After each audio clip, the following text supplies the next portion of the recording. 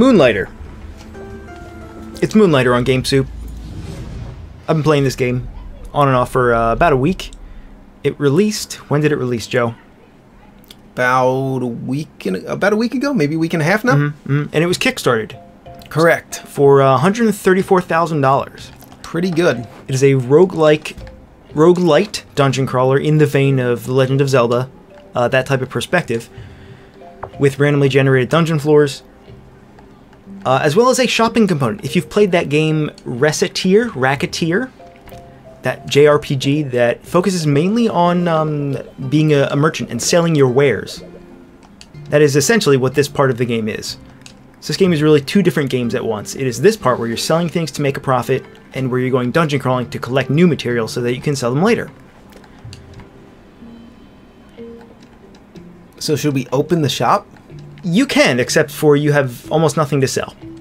Can we put something on here to sell? You could, but I was going to suggest you first go into the dungeons. All right, we'll do dungeons first. Because I've played the game for enough time now. I'm at the final boss, which we were asked not to show, and we will not show. So the dungeons this way? Yeah, that way. Yep. Oh. So there are 4 dungeons in the game. Each dungeon is 3 floors. Each floor is about the same size as a Binding of Isaac floor. Don't go there. That's the final boss. Oh, well, let's not go there. So any of these 4 dungeons, you can take your pick. At the start of the game, you can only go in this one. I would actually choose this one first because it's the easiest one. All right, we'll do that. The Golem dungeon. So your goal here is to kill enemies and collect their loot. So in that sense, it's very traditional. Oh, and I picked a spear. There are a bunch of different weapons. There's fists, there's a spear, there's a bow and arrow, there's a one-handed sword, there's a two-handed sword. I chose the spear and just stuck with it, and it ended up never using anything else. Looks like you can just charge it? Is it only a charge attack? No, if you hit the A button, you just do a regular attack. Oh, I see. Yeah. Oh, we can't attack diagonally. All right. Right. That was... There are lots of things I would like to discuss about this game. The first being that the combat is kind of clunky because you can't attack diagonally to any extent at all. So a lot of times you'll have an enemy that's like sitting next to me like you are now, Joe, but just at an offset, very slightly up or down, and you can't hit them. But they move directly towards you, and they hurt you on contact. So there were a lot of situations where that happened, where the combat is so based on the cardinal directions that it feels stiff sometimes, you know, when it shouldn't.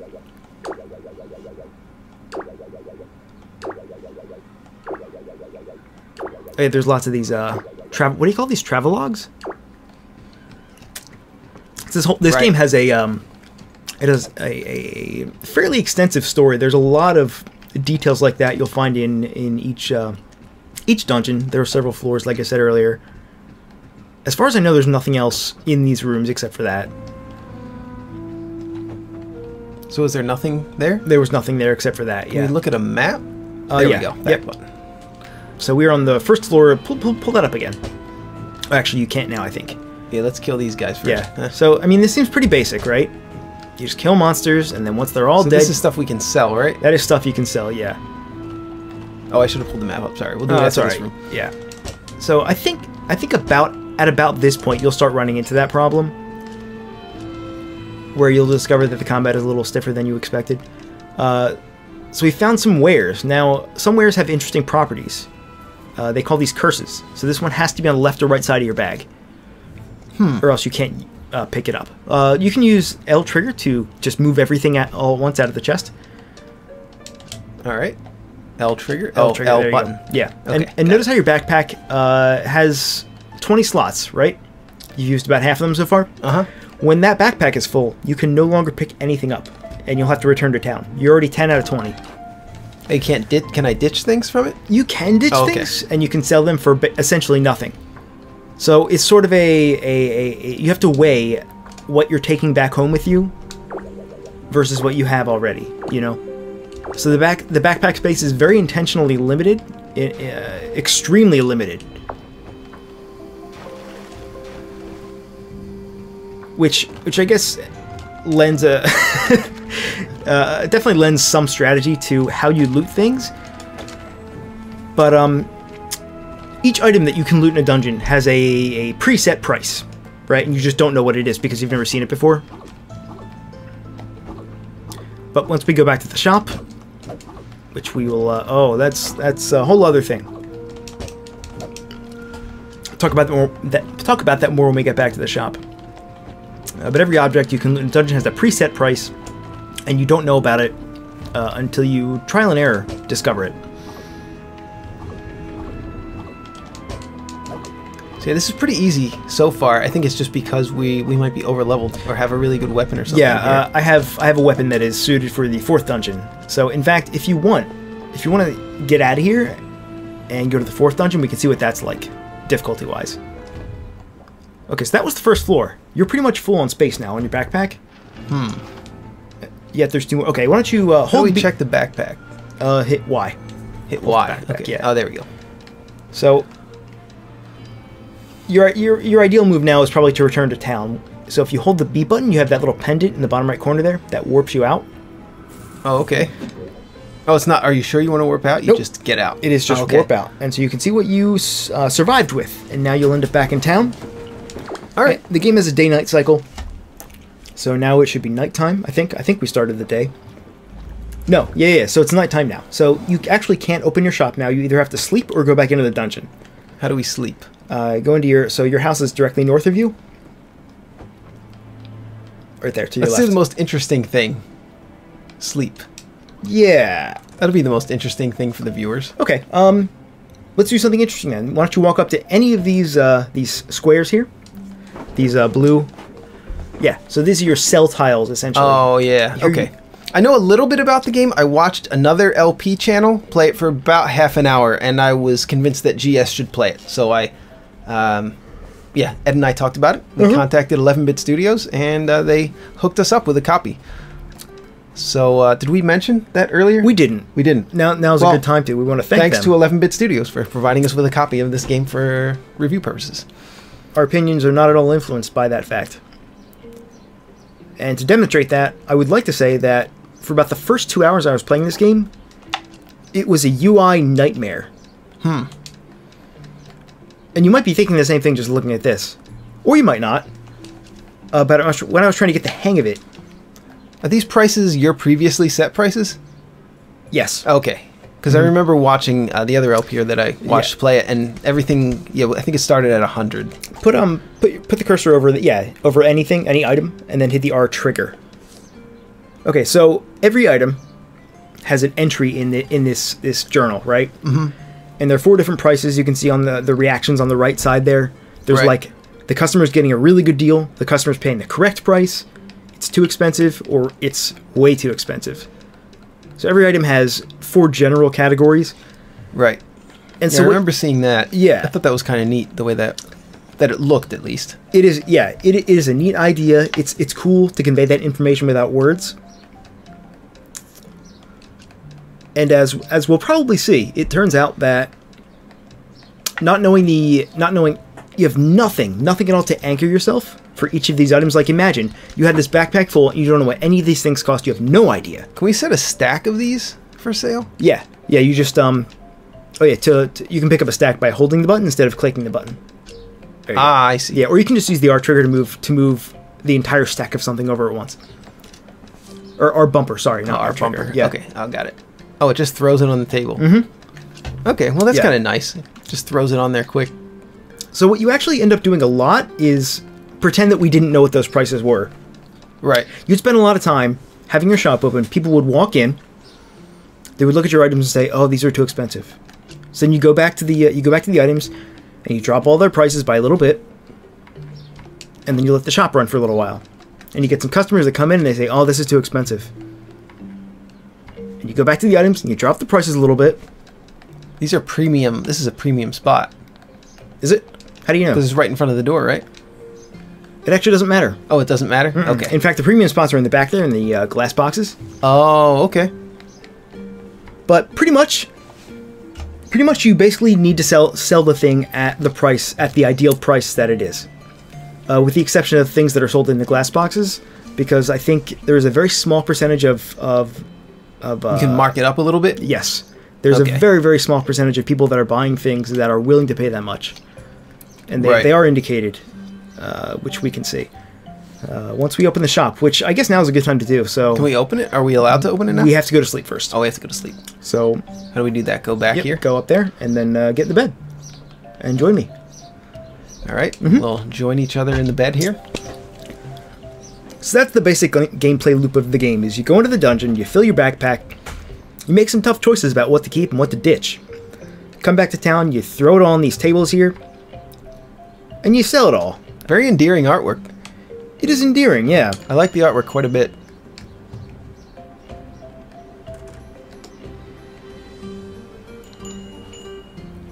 So now we watch their reactions. Although everything here has already been sold by me before, so Did the prices for items change ever? No. Did the they do not change. so there's not like a demand for a certain like metal rods at some point maybe? There is a demand. There's a demand mechanic. But at this point, as of this point, I'm at the end of the game. I still haven't understood what it does. So you have to go up to the counter now and click A to I sell see. that thing. People will wait in line for only a certain amount of time. And again, in my hours with the game, I've never seen anybody get so frustrated that they just leave. But I've heard Oh, can I throw some more stuff on you can and the should. table Yeah. here? Yeah. I hit the wrong one. We got to hit R button, not R trigger. I've heard that if you have people wait in line too long, they get sad and just end up walking out with the item, which is the same as stealing. Am I right? Wait, they walk out with the item? I don't know if They this is. just steal it? In fact, maybe we should test it because I actually don't know. So a thief walked in a couple seconds ago. There's a thief, and there he is. You see him? This guy? Tackle him with L trigger. Good. Wow, you can just beat people. Oh, you would get sued in real life if you did that. This game has a thief mechanic. I would never do that if I was an employee of a place. But I guess are we the owners here? You are the owner, yeah. Okay, well then I could see maybe beating somebody for shoplifting. So I mean, But overall, still legally, you're gonna get in some trouble there. you are. Yeah, yeah. And mechanically, right? Mechanically, this whole section, even when you don't know the price of things, this whole section is. Oh, does this get a premium markup? No, you just don't know what the price is. Oh, we don't know what the price of that book is? No, that's how all items start, where you don't know what the price should be. So you Oh, can go so it's not for sale right now? right. Is that true? So go over there and give it a price. Now, the one thing you can do is if you hit right trigger again, hit B first to cancel out of the price. Hit right trigger. Wait, Oops. what? Did it do anything? Or no, yeah, right trigger, not right bumper. Right trigger. That one. Okay, so it's okay. So it's Tech History 1. The one clue you get is for each of the 4 dungeons, this one is the Tech Dungeon. Okay. The most expensive thing is 40,000 gold. And you know this one is second place out of everything. Oh, okay. So you have some So really each dungeon rough has a idea. list of the items that you can get in that dungeon, and Right. it's in order from most expensive to least expensive. So we know that it's probably worth less than 40,000 Yeah. and probably a lot more than a few hundred, I'm guessing. Yeah. Yeah. But it's a very, very vague way Okay, to so we'll determine the do prices. 35,000. How's that sound? 35,001. Sure. There you go. And now we just have to wait for somebody to go up to it and take a look at it? Yep. And see their reaction? Yeah. It's going to take a while, though, because we have a lot of items. Well, maybe not as many items as do. when we started. We did make a lot of sales today. You do start Oh, with this is a exciting. Hey, I there's love commerce. There's another thief. All right. So this part of the game is actually pretty simple. Because all you're doing is doing these micromanaging on. Yeah, it seems like you've already done all the hard work for us Yeah. here. You've already done all the price discovery Yeah. of all these items. Well, that's because to be honest, she's buying it. She's buying the book. She is buying it. To be honest, All right, well, I guess we got the right price. Well, there you go. That's a lot of money for us. that is the vast majority of the game, and it's incredibly dull. It's Is almost $1 million. doing the price discovery, right? There's. Excuse me. Bless you, sir. Bless you. Excuse me. You do start out. This is the fully upgraded shop. You start out with, I think, just 4 squares on which you can sell items. Yeah, I remember that. I remember Yeah. seeing another LPer play it, who I don't want to mention because I want you guys to watch our yeah. video about this game. Did you see that thief just walk in? When a thief Oh. walks in, they have this emote over their head that is very clearly. Is this a thief. H3H3 with his beanie here? Where? This guy right here. Talk to him. Could you gather 5 AC adapter and That bring sounds them in like 3 something days? that H3 would say. What's that Yeah. guy's name? Ethan? Ethan. Yeah. Ethan Hawke. So they've pretty much pictured. Hey, look, she's getting away with it. Not on my watch. This witch had a symbol above her head. It was like a helmet and a sword. Oh yeah, she wants equipment. Oh, okay. You did pick up a pair of fists in the dungeon. I did. You might have sold them already. They're Though. probably sold. Yeah. Okay, that's fine. Business is brisk here. In the beginning of the game, it wasn't this brisk. There were only a few customers. No, there are a bunch like of 4 customers a day, but Yeah. you've had 20 today. This is exhilarating. Some of the upgrades. Look, there's another thief. Did you see it as she walked in? But we have to wait until they're actually stealing. You have to. When you see a thief, okay, when you're trying to micromanage your shop, you see a thief walk in. After like 3 hours, you think to yourself, "Oh, Jesus Christ, again," because they come in essentially an endless stream. A thief walks in, you drop everything you're doing, and you watch until they steal something. Then you tackle them, like now. Then they leave. Maybe 30 seconds later, another thief will walk in, and you think to yourself, "Jesus Christ, why are there so many thieves in this town? This is the sketchiest place on the planet, right?" And look, there are 4 thieves. Okay, so this Can is we your hire a guard to tackle them for No. us? Well, sort of. That assistant here, this assistant will tackle guards, with a major exception. She has collision, and you cannot walk through her. Ah. So imagine she's walking around that central. We need these, right? You do I want assume those. we need. Yeah. to keep Wait. the Did potions. you sell the other stack of potions? Oh God. Go back out to the shop. You didn't. Oh, it's right there. Don't sell that stack of potions. They're expensive. We want those. We actually want those. All right. Sorry about that, That's sir. So that lady, the shop assistant, we cannot walk through. And occasionally, if she's standing right next to a thief, she'll stop the thief. Is it time to do some moonlighting? Sure. Sure. In fact, if you want, you can go to the last dungeon I completed, which was the 4th dungeon, which is to the right there. I think it's this The one. far right? Read that. Yeah, this is it. The tech dungeon. Yeah. No entry. Yeah. Oh, I'll enter it. I'm not going to listen to no sign. And that's the basic gameplay structure here. Is you do merchant stuff, and then you're going through each of these 4 dungeons. This is the 4th and final dungeon. They're all pretty much the same in terms of layout. A lot of the enemies. I mean, there is some nice variety in each dungeon, but it feels like it. Most of the time, the gameplay is pretty much the same from beginning to end. You know, whether it's the first dungeon or the last dungeon. You're going from room to room. These are palette swaps of another jelly-type enemy. And you can see, Oh, okay, Christ. you got lucky there. Okay, you're going to make a lot of mistakes right now. Oh no. When you take this, you're going to summon a ghost, a Spelunky ghost. Sounds great. Go for it. So you're very lucky because most of the time, most of the pits in the game, you just take damage, right? There's not actually anything down there. You just happen to fall in one of the places where there was something. You're now being chased on the rest of this floor by the Wander, which was that green slime thing. All right. I don't know what it is, but it will continue to chase you until you leave, because you took that book. I don't see him right now. He'll catch up to you. Oh. Yeah, he'll catch up to you. Oh dear. There is a dodge roll mechanic, which I thought was really cool. You know, because having a dodge roll just in general allows you to have more fluid gameplay. Holy shit. It's a mimic. There he is. Yep. Oh wow, that's a ghost. That's a ghost and a half right there. But, you know, having a dodge roll in general... Oh, come on. Oh, I perished. Yeah. I was killed by a mimic. Yeah. So you lost everything you were holding. Oh God. Well, let's try again. Sure.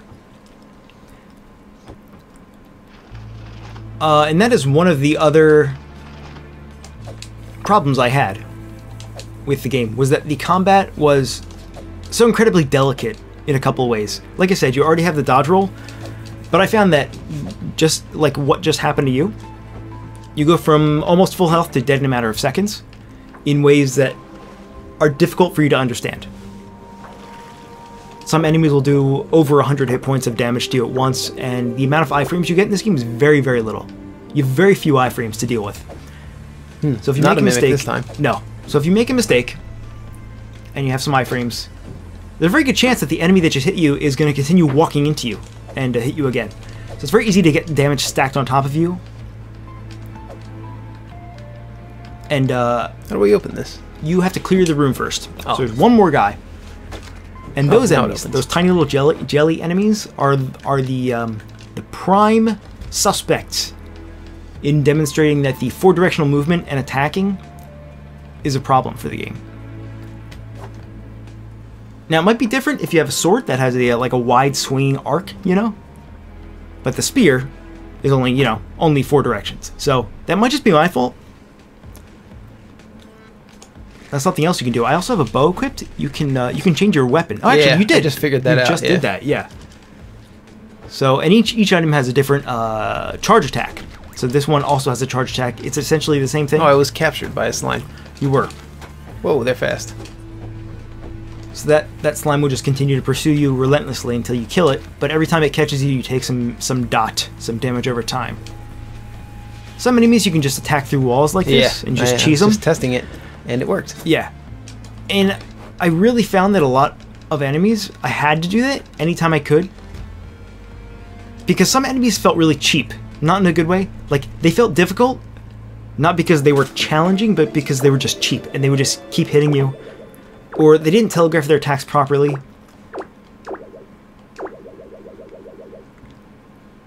And I don't know, there was just something about it, something about a lot of the attack patterns that felt kind of frustrating to me.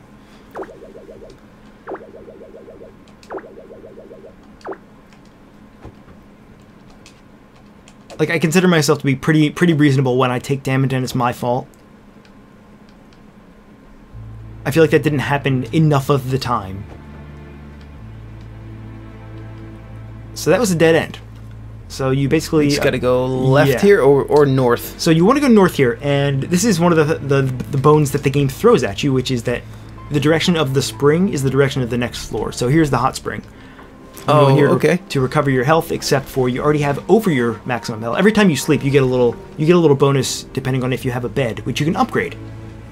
So I have an upgraded bed, so we have a little bit of extra health here. What was that? Did you see that? A slingshot? No, did you see... You shot him, and it went right through him. It happened again! It happened again! Is he invisible? I think he's turning invisible. Is he? Maybe? He looks somewhat transparent. I don't think so, man. Oh. Well, he might be transparent, but I don't think he turns it invisible. So this is a really low-level bow, so you're not going to kill him with this. You got to switch to the spear. I'll kill him with it. You won't, though. This bow has a chance to stun the enemy. And luckily, it turns out the stun chance is really high. Stun we will. Stun away. He still seems to be moving, though, when he's stunned. Oh, he's not stunned. I've seen stars go around his head. Yeah, that's when he's stunned, yeah. And he seemed to still be moving. I wonder if they become immune to stun after a while. Maybe. Yeah, seems that way. He was getting stunned several times. Oh no, he just got stunned. Maybe his cooldown just ran out for being stunned. Alright, so we killed him with the bow and arrow there. Yeah, and that can be basically be your attack strategy. That was pretty cheap. That was cheap of you. Yeah, it was pretty easy. Because, yeah, these enemies have a simple enough AI that you can just exploit a single attack over and over in a certain way. And yeah, a lot of them just kind of run towards the player, right? Yeah. Yeah. We can stab them through the wall here. Yeah, the real challenge in the game is when there are more than, like, say, 2 enemies. I can kind of see why you picked the spear. Yeah, and that was just by chance.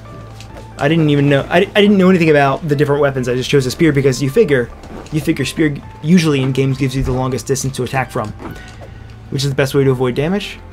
I don't know if that was the right choice, but you'll see that when it comes down to having more than like 2 or 3 enemies on screen, and they're just generally all converging on you, that's when you tend to take the most damage. And I guess maybe that's part of why it kind of feels cheap sometimes when you take a hit, because the enemies just all have this AI where they just slowly amble towards you. And you can't deal with every threat at once. You know, which is kind of why having the dodge roll is... It's kind of like Smash TV. Like in Smash TV, all the enemies were pretty much like that. Yeah. I did love that game. Just being chased by brainless hordes of enemies. Yeah. In a twin stick shooter. This is more of a...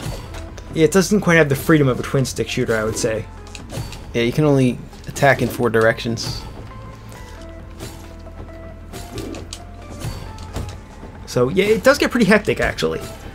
This room was like a very, very mild version of how hectic it can get. I guess the reason why we can't attack in 8 directions, maybe it would just because of the animation. Maybe it would just take more artwork. I mean, it definitely would take more artwork. That could be part of the reason. It might be exclusive to the spear. Oh, really? I haven't used any other weapon since the beginning of the game because once I got the spear, I never had a reason to choose anything. We should probably do that. All right. We should probably test something else out to see, at least to see if we can attack in 8 directions. We shouldn't be calling the game out for not having 8 directional attack. All right. When it might actually have it. Because look, your backpack is full, so you might as well return to town. Oh, should we finish the dungeon or nah? Maybe we should finish the dungeon. We're on the second floor, right? Yeah. So you have a whole other floor to visit from here. Let's do it. Let's see how far we get. All right. Let's do at least one dungeon run before this episode's over. Well, I have some bad news for you. What? You can't refight the dungeon bosses. Oh. So all that's going to happen is you're going to get to the end of the 3rd floor. Oh. The dungeon bosses don't respawn? They do not. That's interesting. So you how might do I as well use a potion? Oh, R-trigger. R-trigger, yeah. There we go. So you might as well just leave. Or if you want to just see what the third floor of the dungeon is, it's exactly the same as the first 2 floors. Oh. That's up to you. That's fine. Well, let's take a look. Okay. And that's really kind of, as much as I enjoyed going through this gameplay loop. Overall, I found that there are quite a few things that I found to be less deep than I was hoping. Like we talked about earlier, the shopping segment really just boils down to you. Oh yeah, we can't take anything. You can't take anything. So can we, what's crap? So actually, look at these little icons on some of these items. These pink icons. Yeah. These are curses, as we mentioned earlier. Like this one destroys one item in the direction shown. So when you return to town, the item to the left of that will get destroyed. Let's just get rid of it. Well, but the item itself still has the value. So what you do is you move those things to the outside of the backpack. Oh, I see. Yeah. So there's a little bit of Tetris here. Oh, I think I'm starting to understand. Yeah. So this can only... What does this one mean? Left can or only right be placed... side of the Oh, back. on the left or right. Yeah. Okay, I get it. It can only be on the far left or far right. Right. And that's kind of where the inventory micromanagement part comes in. Yeah, it's like a little puzzle game, right? Which I found to... There's never really a point where this inventory Tetris becomes challenging. It's less interesting than it sounds. You know, most of the time it's only a handful of items in your backpack that are like, oh, this has to be against the left wall. Oh, this needs to be on the bottom. This needs to be on the top, and so on. So it doesn't ever really... Does this look good? Any of these items look extremely valuable? Stuff you can dump would be like Oh, this like should get these red swapped crystals you out can probably here. dump. Like, if this is your first time in the dungeon and you don't know what any of these are worth, how do you decide what to dump and what to keep, right? Yeah. You have no idea. Well, I think that's fair enough. Okay, all right. So generally, I guess things that you have the most stacks of, you would probably keep. And things you only have one of, you would get rid of. Yeah. But like, for example, this in the top left corner, whatever this item is, Yeah, this... the argon bottle, you have 2 copies of it, but they're both cursed with 2 different curses. Oh, so they can't be combine the them. same stack. Right. So I usually dump one of those. Yeah, it would be cool if they could combine... Maybe they would combine the curses so it would destroy something in the top left and to the left. Then we would be forced to put it like right here. And there is an item curse that destroys item curses. So there is a way to get the item curses off those items so you can finally combine them. But I find it to be a little frustrating that you only have space for 20 items, and sometimes those items are taken up by 2 different versions of the exact same item. How do we pick up all of them at once? Oh yeah, hold the button, right? Hold the button or right trigger to just direct transfer. Right. Okay, got it. But that kind of strikes at the heart of there are only 20 backpack slots. Ever. and there's no way to upgrade it, that kind of strikes at the heart of the matter. I get the idea that they want you to make the hard choice. Oh, attack that skeleton. They want you to make the hard... Skeleton? Oh, I see. Yeah. They usually drop potions. Oh, he dropped nothing. Huh, what a jerk. Bitch. They want you to make the hard choices, you know? He drank it before he died. Right as he was dying, he drank Yeah. his potion. What a little jerk. He still died, even though he drank a potion. Yeah, I'm not the biggest fan of inventory management in games. No. No, and that's not to say it can't be done well. But I think the idea of how it's done in this game is... Yeah, I think some people probably enjoy it, but Yeah. yeah, like Tetris blocking items, like the old Diablo style of fitting all your items in your bag. Well, like, I love Resident Evil 4's inventory system. It's the exact same thing as Diablo, only, you know, the inventory is upgradable. So at certain points of the game, it becomes bigger. And I actually really like that system. I'd rather just have a list of all my stuff and not have to manage it. That is the most ideal form for me. But the inventory micromanagement here never becomes any more than I have to move a couple things to the left or the top so that they don't destroy other items. Oh, I gotta heal. And ultimately, that's a less interesting mechanic than it initially sounds like. It sounds like it could be really cool and interesting and totally. So why are you taking damage right now? Yeah, because this guy in the corner, I think, is casting this. Oh, I can't even keep running, you little bitch, keep running. Oh, you took damage even again. if you keep running, though. Yep. Yeah, here's the trick. You have to dodge roll out of the way every time, or you're just gonna keep on taking damage. Yeah, I tried to dodge roll that last time. I still got hit though. That was one of my major I don't have frustrations. I don't have any more potions. No. Do I have any more in my inventory here? I think you do have another stack. Oh yeah, why? Down here. So that's an attack. How do I set it to? Hold down the A button to pick it up, and move it over here. That's one of those attacks. And that sets it to R trigger? Yep. Yeah. Oh, okay. It's equipped now. Alright, cool. So that's one of those attacks that the first time you see it, you don't know that you have to dodge roll out of the way. You can't just run out of the way. Are there any teleporters or shortcuts? The only shortcut is the exit shortcut. Alright, I mean, it doesn't take that long to traverse this environment. Yeah, but in Enter the Gungeon, it's a little bit more necessary, I think, to have the teleporters, just because the levels are bigger. They take a little bit longer to traverse. Yeah, like I said, each of these floors is pretty tiny. And there's only 12 of them in the entire game. Yeah. I mean, Enter the Gungeon had 5 floors, right? But they're all pretty big. Yeah, they're pretty massive, yeah. And that's not to say that you'll beat this game in an hour, because the game is divided between the dungeon segments and the shopping segments, and there's a lot of upgrading to do in between the two of those. So, all right. I don't know what to take. No, I think one of those curses was the remove curses. Remove curses? Yeah.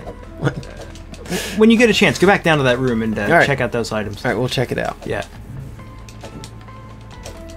So if you're quick with the dodge roll, it's not too hard to escape damage, but sometimes you just get ganged up on. Yeah, the enemy attack patterns seem pretty basic. They are extremely basic. And you can't pick anything up because you're full on backpack space now. But I go in here, hover over one of these two items. Yeah, these are the destroys curses.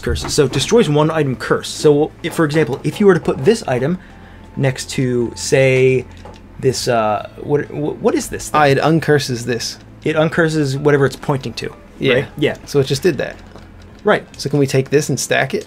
You can. This? Oh, we can. Yeah. So it removes the curse from this permanently, and then this, the enchantment on this that removed the curse that was on this item that I'm hovering over also disappears, and that's just like it just happens once. I think that's probably the best way to handle that, actually, because if it removes the curse and then you can move it, and then this one regains the curse after you move this one, that would get really complicated. Yeah, it just nullifies. I think they handled that in that's the best fine. way. And that's you could do it again if you want. There's another item in there. That's also an item curse. Oh, it is. It's a curse destroyer. So we could just use this to destroy a curse and then ditch the item if we happen to not want the item. Right. Yeah. Well, I don't know. I guess we could destroy that curse. It's hard to tell, right? Yeah, it doesn't really matter. Because how do you decide? You have no idea what these items are worth. Yeah, you have no idea. You don't know nothing. Oh, we can't stack. I guess this only stacks to 4. All right. Well, those could be 2 different items. You don't know what they are yet. You know?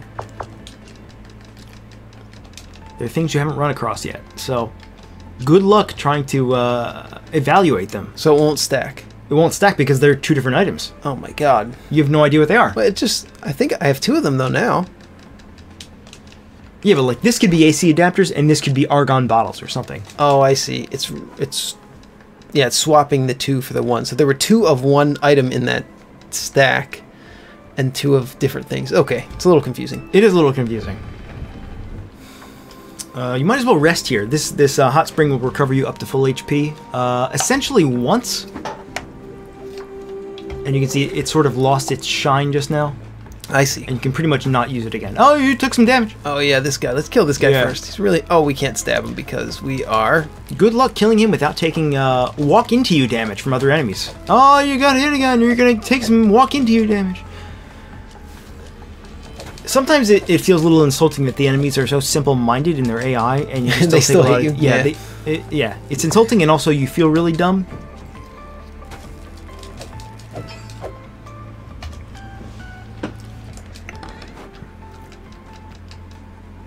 Yeah, so it seems like there's a lot of inventory management. So these don't seem to match up with our old question marks. Right. And this one destroys 1 item. Okay. Well, then we won't take that. And when you get to this point when your inventory is full, that's when you say to yourself... You might as well just exit, You might as well just leave. And that usually happens on floor 1. Most of the time that'll happen before the end of floor 1. You'll say to yourself, well, my inventory is full, I might as well just leave. And you leave. And you leave those other 2 floors unexplored.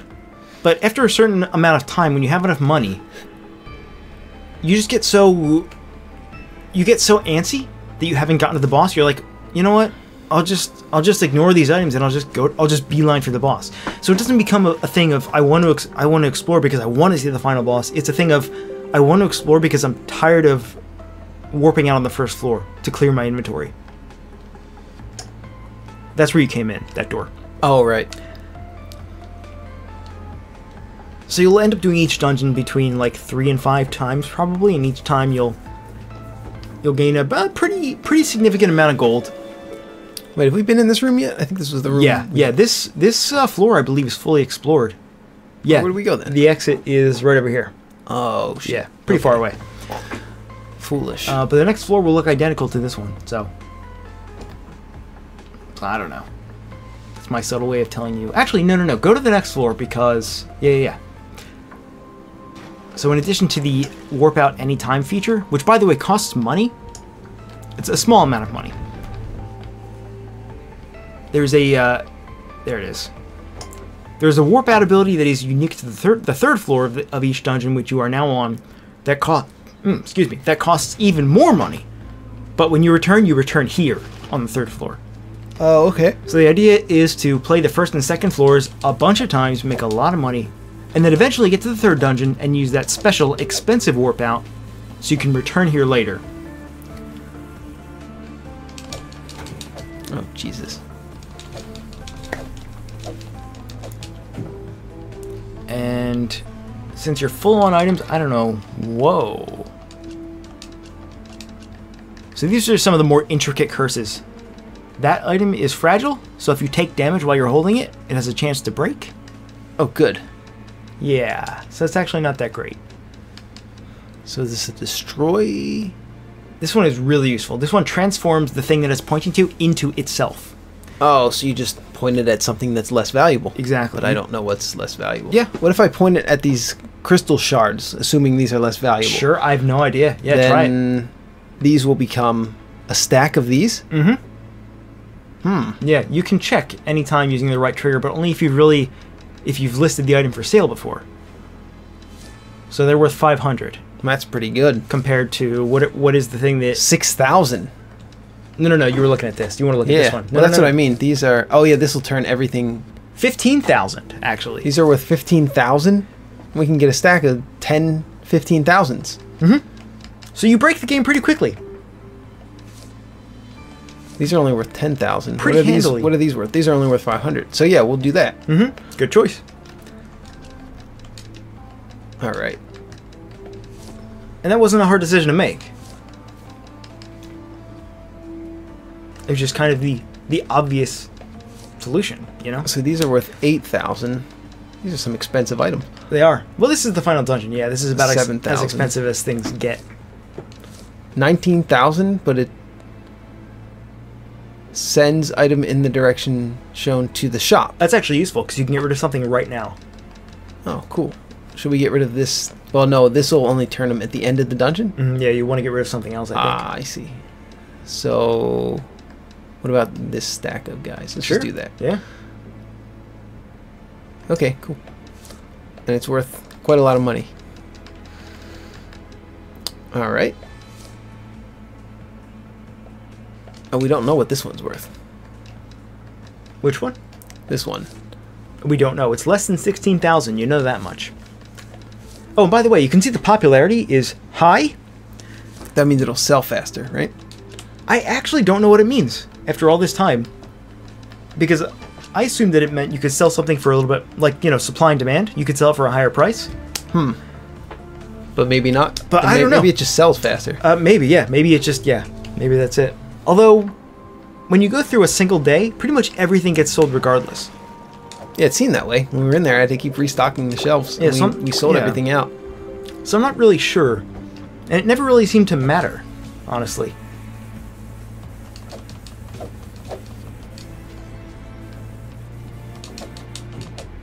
And one thing to be wary of here is that if you die, you lose all your gear. All the items we picked up? All the items you picked up are lost. Except for the things that are in the top 5 slots. Why? I don't know. But everything's in your backpack. Oh, we can send something to the shop. Oh, yeah. What should we send? Send the, yeah. Here? Hit A, yeah. That stack of 10. Because that was a full stack anyway. Yeah, hey, look, you got another one of those. Sends item. Yep, there you go. And in the shop there we have 5 stashes. A lot of item management going on here. Oh, this is only worth 120. Yeah. Get rid of this. Yeah. Actually, that item is the item that you use to enchant. You can enchant your weapons and gear to give us a very slight boost to defense or attack. There is an upgrade system in the game for all the gear that you have. Your weapons can either be upgraded for just flat strength or a little bit less strength, as well as a status ailment. Like, that's why the bow has the stun ability. There are different kinds of, you know, ailments that you can inflict on enemies. And there are a couple different kinds of gear. One makes you run faster, one doesn't change your run speed at all, and one lowers your run speed, but they give only a little and a moderate or a lot of HP, respectively. You know, so there are a couple different choices when it comes to gear in the trade-off between how much HP you have and how fast you run, your movement speed. 6. Rich jelly. So rich jelly is used to make potions. I would just trash it. We'll just turn it into this upon leaving the dungeon. Yeah, because you can just buy potions. At this point of the game, once I got to the 4th dungeon, money was not an obstacle. It is not a problem. I think the most expensive upgrade you can get is 256,000, I think? That's 18,000, not 1,800, by the way. The number gets cut off there. Is there any other junky item that we can turn? There's a lot of item management. That blue jelly up at the top there, in the top center, you can probably get rid of that. We could turn that into a stack of these. I think that'll work. There you go. I don't think we need this. Yeah. Of these. Something else I forgot to mention. This square in the bottom left corner here. This. Anytime you're in the dungeon. Okay, yeah. So it explains it. So if you have something and you're just gonna trash it anyway, you just drop it into this slot, and it gives you. It must be like 10% or 20% of the actual gold value. It just gives that to you. So you're basically recycling it for a small amount of gold. It is a paltry amount. Well, let's do it. So anything that you're just going to throw on the floor anyway, you just recycle there instead. Which is a cool idea. Oh, we can send another thing to the shop. We don't know what this is. Let's just send it to the shop. Sure. And then we'll take... So this is getting kind of complicated with all this item management here. It is, yeah. But I would say it doesn't really get any more exciting It just gets... Oh, this is two different things. It just takes a little bit more time, you know? Because most items don't have a curse. So like I said, most of the time you point the curse items at the outer edges of the backpack and don't even think about it anymore. Yeah. Okay, I'm sure we're not doing this optimally, so I'm just gonna... Is this where the boss was? This is where the boss was. That's kind of weird that the boss doesn't respawn, because usually the boss is something that you really want to show off and you want to reuse it if you can. Yeah. If it's a game like this, like a roguelike, you kind of want to reuse it. So there's nothing here. There's not like an exit door or anything. No. That's it. We're just at the boss room, so we can just leave now. Yep. All right. How do we leave? Hold the B button. Oh yeah, that's right. The B button. Sorry, I forgot. So it costs 25,000 to escape from the 3rd floor, which is nothing because you have so much money now.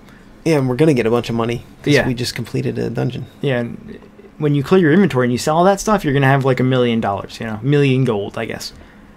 That sounds awesome. So I always wanted to have 1,000,000 gold.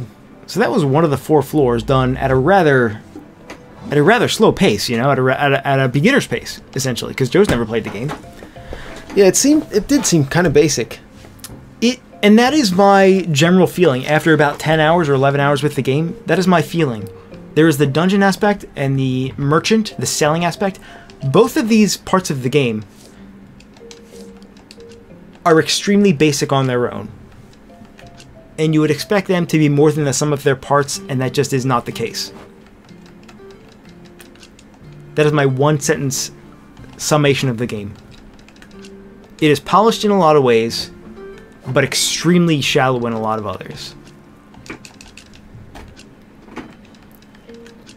I feel like I shouldn't be a critic anymore. I shouldn't be critical of games that I didn't pay for. You know what I mean? No, you should be. I feel like we want to give an honest opinion. We do want to give an honest opinion, but also I feel like it's an honorable thing to do. Well, no, maybe it's kind of sleazy. It's sleazy to suck up to somebody, right? I know. I think it's more honorable to just say what you think. Yeah, I loved my first 5 or 6 hours with this game. I was more addicted to this game than any other game in recent memory. I couldn't stop playing it for about 5 or 6 hours. That's about the time when you realize that the entire game is this very basic, shallow cycle that you cannot escape from. Where you go to sleep and you wake up and you very slowly determine the price of each item. You micromanage each item and it becomes tedious. And then you go into the dungeon where the combat is very basic, and sometimes you take damage from the side and you can't do anything about it. And sometimes the enemy tells are so basic, but they just... We do need to try out another weapon before this episode ends. Let's do that right now, actually. Should we open the... Oh shit, I just opened the shop. You open the shop. Alright, so we're going to sell some stuff. Here, why don't you play for a little bit? Alright, so... Ed's going to play for the duration of this episode. Yeah. Dude, your bumpers are nice and clicky. I got to get a new controller. Yeah, this one's pretty new. I like your bumpers quite a lot. So if this is an X-Bone controller, do not recommend the Xbox One controller because it breaks. Never. But it is the best controller on the market right now. So, besides the fact that it breaks after about a year. Let's just pretend that we don't know what these are worth. Let's pretend we don't know what anything is worth, you know? Sure. We have no idea. Do you want to buy a Bitcoin for me? $100. Hey, that sounds like a good deal. Yeah. I'll take 30. That's pretty fair, right? $120,000. So that will sell. So in maybe like 10 seconds or so, we're gonna have a thief walk in. Alright, so this guy's waiting at the checkout line. Can you sell it to him from this side? You can, actually. No, you might as well. Yeah, that's when I discovered that changed my life. All you have to do is walk around the shop like this, in this clockwise or counterclockwise fashion. You get an iPad so that you can check anybody out from anywhere. You just stand next to them here on the other side of the counter. Because the alternative is you stand on the inside of the counter, and then when a thief shows up, you have to run around the counter. Yeah, you should just stand by the door then. I have to run say, up to the cash register. That seems like you've broken the game. The thief mechanic, the idea that every so often a thief will come into the store and you have to apprehend them, like a lot of the things in this game, is a great concept, but in execution is not fun. Straight up not fun. And here's why. When a thief steals an item, chances are very good you don't know what the price on that item actually is. You don't know what that item is worth. And when a thief steals an item, it goes in your inventory. So you have to walk back to where it was before, and you have to relist it. And you have to set the price again. And if you didn't set a price before, it doesn't set a price. So it becomes quite tedious when you encounter, like, say, between 3 and 5 thieves, and they take an item that you have to relist every single time it gets taken. And if you're a fan of micromanagement, like I kind of am in most games, but in this game, I found that it was really obnoxious when a thief would come in and like just remove that item from this square and force it back to my inventory. Oh, and now I have to relist it for. Okay, now I have to set the price again, so I'll set it down to like 130k, and then oh, got stolen again. I guess I have to set the price again, and it just kept happening over and over. Like the thief system, it doesn't add anything to the game. It doesn't make the game more enjoyable to play. On the contrary, it makes it less fun to do the shopping segment. So eventually you get tired of doing this because all you're doing is preventing thieves from stealing things and micromanaging the price on things where you don't know the price of them. And that's one half of the game. The other half of the game is... Looks like we sold almost everything. We did sell everything. We did get that million. We did. We're rich. We were pretty lucky.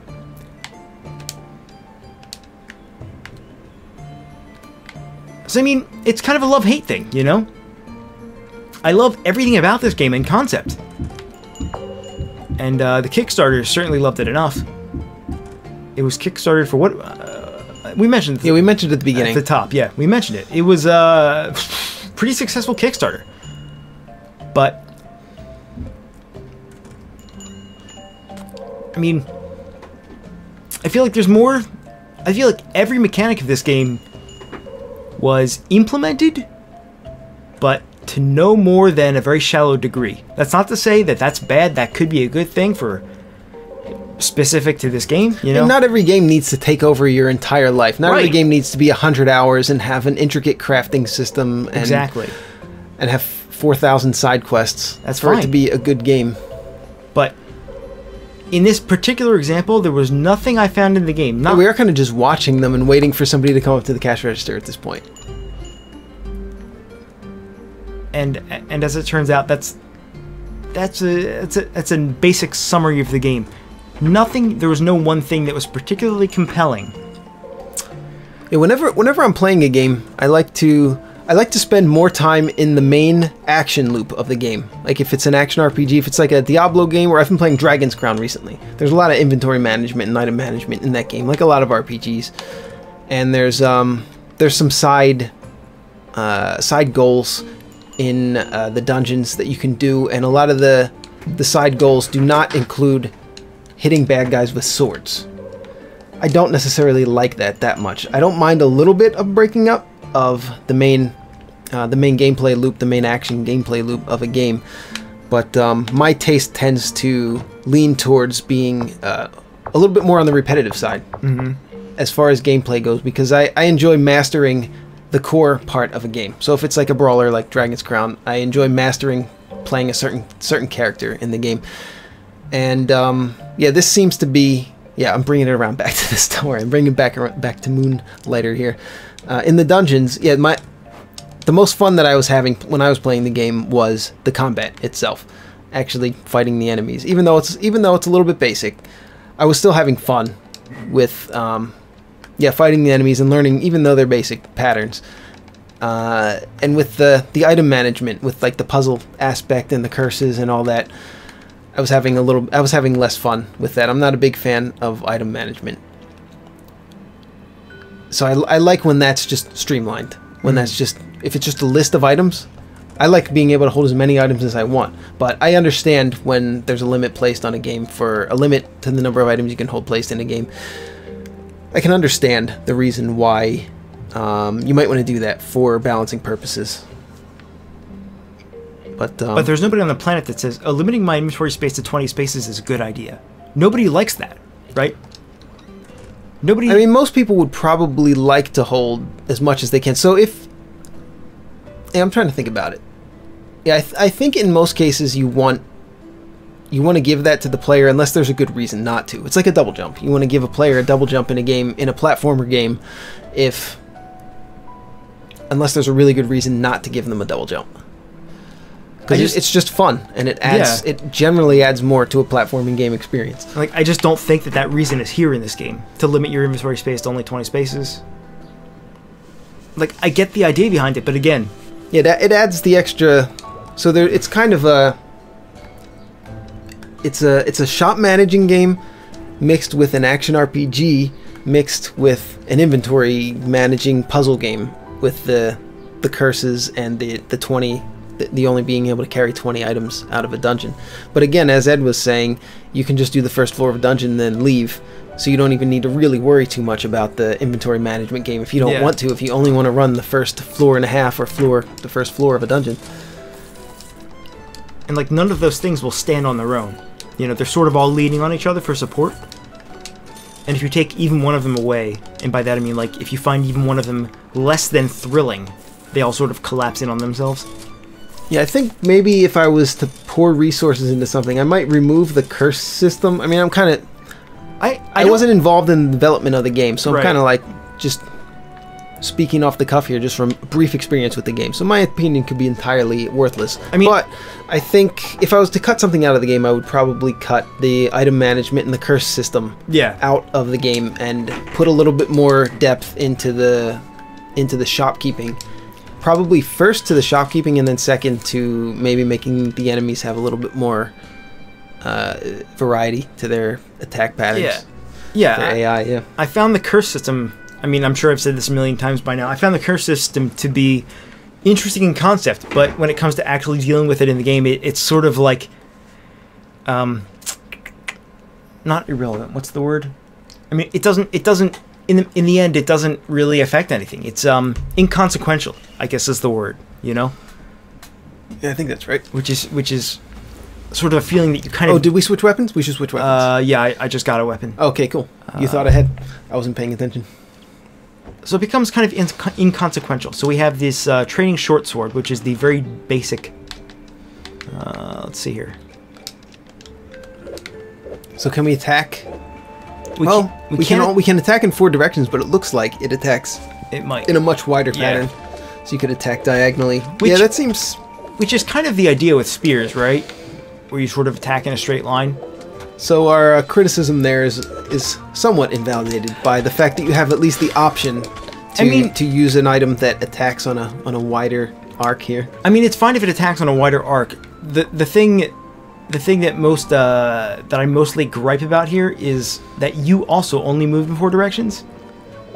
So, I mean, sure, you can attack from this position for some reason. But enemies will still come up on your blind spots that you can't necessarily get to easily enough.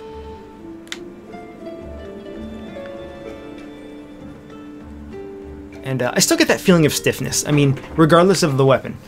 Because I did use the sword and shield for the first dungeon of the game before I picked up the spear. And I find that a lot of it... Oops. Like, it never feels quite fluid enough to warrant the speed and the dodge roll system. Are the environments interesting? I'm trying to think. I mean, the environments are pretty much palette swaps, right? They're pretty much palette swaps of... That's the thing.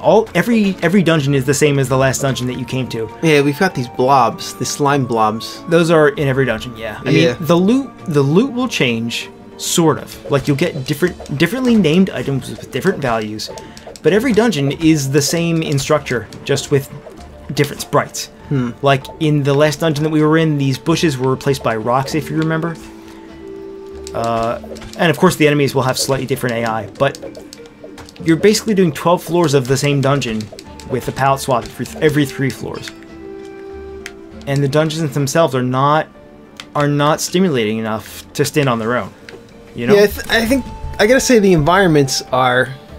Yeah, it's kind of basic. You got a tech dungeon, you've got a forest dungeon, and what was the other one? The first one? The golem dungeon? There was the golem dungeon, there was the sand dungeon. That's the 4 of them, I think. Yeah, desert, I guess. So they're not too original, but I mean, most games do it that way. But I gotta say, I like the artwork quite a lot. I do too. I said that earlier. Yeah. Like, pretty top tier. So my inventory's full. Pixel art and animation going on here. Like, yeah. It shows a good knowledge of animation here.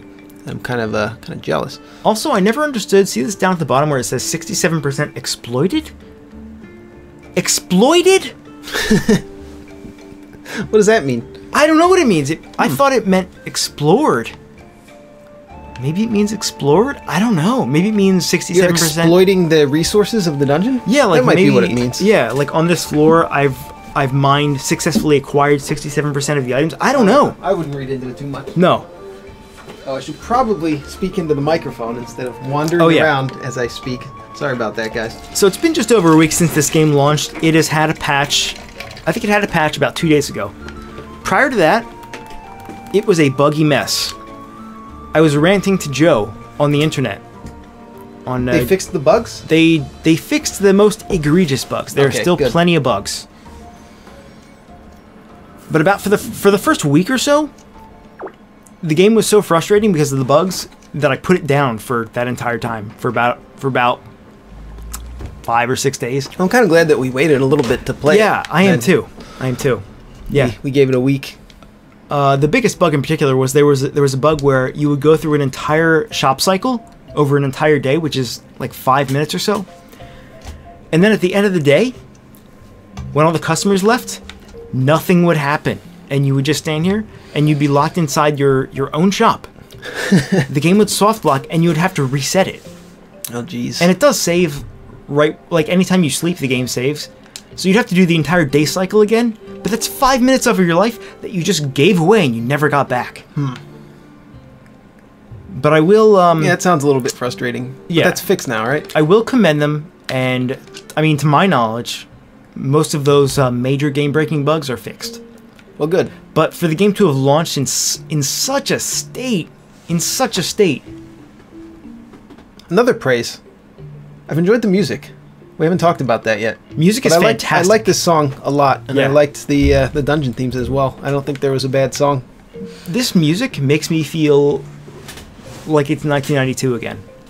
Like it's the SNES era, and this music has always existed. Reminds me more of PlayStation era RPGs. Really? But same, I mean, yeah, nostalgic vibe either way. Yeah. I think it's the sort of the... Yeah, like you said, the nostalgia. I think if this music was in some Super Nintendo title, I would have been like, oh yeah, that's definitely this game for the Super Nintendo. Like, this music is classic. Yeah, I think if anything's going to be remembered from this game, for sure, the music would be.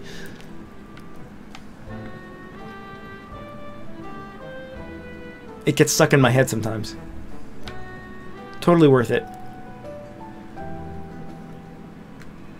So I guess out of all the aspects of the game, the music, by and large. If you want to enjoy a piece of art, a piece of indie game art, this would be a pretty decent experience. Like we've had some critiques about the gameplay experience itself, but it doesn't necessarily remove all the value from experiencing the game for yourself. I know over the last hour I've done nothing but bitch and moan about how some of these mechanics are not my favorite. But that is after about 10 or 11 hours of playthrough, you know. And so I've experienced both sides of that coin, where I've been very frustrated at certain things, at certain game-breaking bugs, at certain enemy mechanics that I find to be frustrating. And on the other side of that coin, really, really interesting and addicting gameplay for the first couple of hours of the game, where I was just getting used to the gameplay loop and understanding how to make money and how to go into the dungeons and the proper way to approach it and really get the most out of it. And in the end, my biggest worry is that there's not enough going on in any one department to make it worth more than just a couple hours of play. So, I mean, those are my thoughts. I don't think you'll regret it, no matter who you are, if you pick it up. I don't think you'll regret it. But I think if you're expecting it to get more than 15 hours out of the game, or 10 hours, if you're expecting any more than the very base definition of dungeon crawling, and the very base definition of a vendor simulator, and the very base definition of inventory micromanagement simulator, you're not going to find much more than those things. But, you know, those in general are semi-entertaining in their own right. So, well said. By and large, I don't regret it. But you know, I won't summarize it again. The other channel that I saw playing the game was Keith Ballard. I'll tell you now because it's the end of the episode, so you can go watch him if you want now. We don't care. Oh yeah. But we wanted you to watch the rest of this ep. He's a cool dude. I'm just kidding. I've never seen him. So He's Moonlighter, $134,000 raised. Crazy, right? 11-bit games, right? Yep. So thanks again to 11-bit games for providing us with a review copy of this game. Oh yeah. The animation. Thank you for watching. Oh, what up? What up? Animation? Did you already mention the animation? How beautiful it is? Yeah. I need to reinforce that. Some of the most beautiful animation I've seen. And one more thing. If you start a new game... Oh, no. Can't do it. I don't want to lose my progress. Okay, well, you have to buy the game for yourself and start a new game, but something amazing happens when you start a new game. It's beautiful animation. Beautiful sprite animation. Pretty hard to come by these days. Alright, so there you go, Moonlighter. Thanks for watching. Bye. Bye.